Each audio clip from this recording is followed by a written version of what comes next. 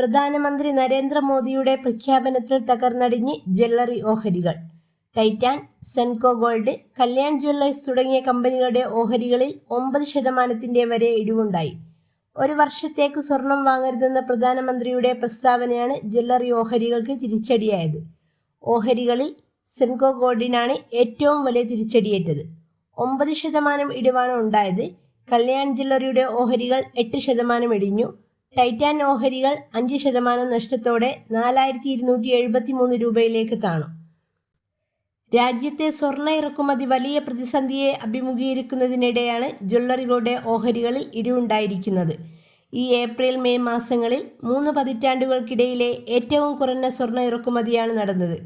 ഇതിനിടയിലാണ് മോദിയുടെ പ്രഖ്യാപനം വന്നതും അത് ഓഹരികളിൽ കനത്ത തിരിച്ചടിക്ക് കാരണമാവുകയും ചെയ്തു.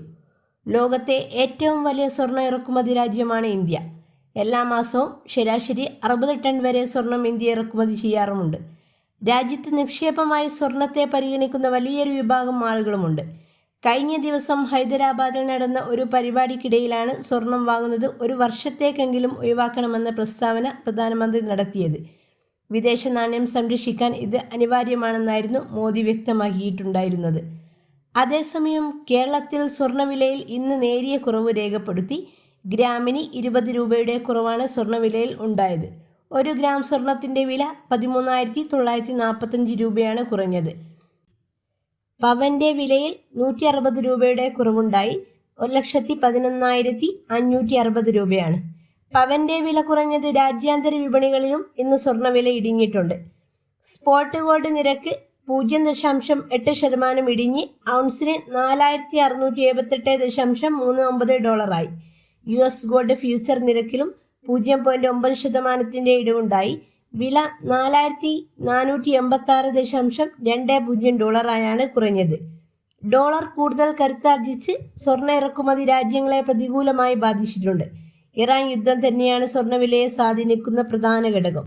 അതേസമയം പ്രധാനമന്ത്രി നരേന്ദ്രമോദി അസാധാരണമായൊരു അഭ്യർത്ഥനയാണ് കഴിഞ്ഞ ദിവസം ഹൈദരാബാദിൽ നടത്തിയത്. ഇന്ത്യക്കാർ ഒരു വർഷത്തേക്ക് വിവാഹം ഉൾപ്പെടെയുള്ള ചടങ്ങുകളിലേക്കായി സ്വർണം വാങ്ങുന്നത് ഒഴിവാക്കണമെന്നായിരുന്നു മോദിയുടെ അഭ്യർത്ഥന. ഇന്ത്യൻ സംസ്കാരവുമായി വളരെയധികം ബന്ധപ്പെട്ട് കിടക്കുന്ന ഒന്നാണ് സ്വർണം. അത് നിക്ഷേപമായും കുടുംബങ്ങളിലെ ആഘോഷങ്ങളിലുമെല്ലാം തന്നെ ഒഴിച്ചുകൂടാനാകാത്ത ഒന്നാണ്. എന്നിട്ടും ഇന്ത്യക്കാർ സ്വർണം വാങ്ങുന്നത് കുറയ്ക്കണമെന്ന പ്രസ്താവന മോദി നടത്തിയതെന്തിനായിരിക്കും? എണ്ണവില $100 എത്തിയതിന് പിന്നാലെയാണ് പൊതുപരിപാടിയിൽ സ്വർണവും എണ്ണയും ഉപയോഗിക്കുന്നത് കുറയ്ക്കണമെന്ന നിർദ്ദേശം അദ്ദേഹം മുന്നോട്ട് വെച്ചത്. ഇന്ത്യയിൽ ഈ 2 സാധനങ്ങൾക്കും പൊതുവായൊരു സവിശേഷതയുണ്ട്. 2 വസ്തുക്കളും ഇറക്കുമതിയിലൂടെയാണ് രാജ്യത്തെത്തുന്നത്. ഇന്ത്യ ഉപയോഗിക്കുന്ന ക്രൂഡ് ഓയിലിൻ്റെ 85% ഇറക്കുമതിയിലൂടെയാണ് രാജ്യത്തെത്തുന്നത്. സ്വർണത്തിൻ്റെ കാര്യത്തിലും സ്ഥിതി വ്യത്യസ്തമല്ല. ഈ 2 വസ്തുക്കളും ഇറക്കുമതി ചെയ്യാനായി പകരം നൽകുന്നത് ഡോളറാണ്. സ്വർണത്തിൻ്റെയും എണ്ണയുടെയും ഇറക്കുമതി ചെലവ് ഉയരുമ്പോൾ ഇത് ഡോളർ വൻതോതിൽ പുറത്തേക്ക് ഒഴുകുന്നത് ഇടയാക്കും. അത്തരമൊരു സാഹചര്യമുണ്ടായാൽ രാജ്യത്തിൻ്റെ കറണ്ട് അക്കൗണ്ട് കമ്മിയും ആനുപാതികമായ വർധനയുണ്ടാവും.